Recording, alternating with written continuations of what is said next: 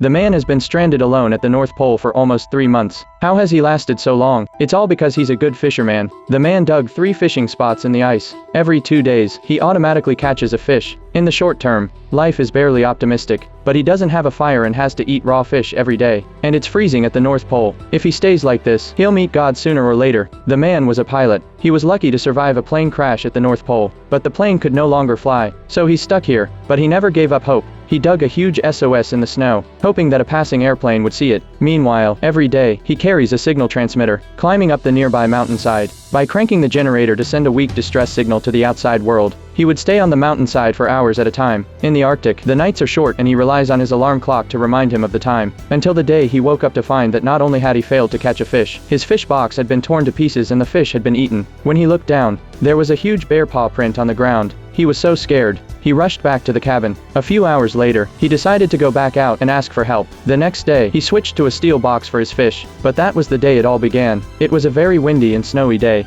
and he had been cranking the generator for hours on the mountainside. As he was about to leave, the transmitter suddenly flashed green. The green light signaled that someone was nearby. The man was instantly excited, and cranked the generator as hard as he could. The green light continued to flash. Shortly after, a rescue helicopter flew in the distance. There was hope at last. He pulled out a signal cigarette and waved it. The helicopter flew closer and closer. They spotted him, but the wind and snow made it impossible to land the helicopter. To make matters worse, the helicopter was blown out of control by the wind. The man nearly collapsed. After a moment's reprieve, he found the courage to run to the crash site. After prying open the door of the helicopter, he found 2 people on board.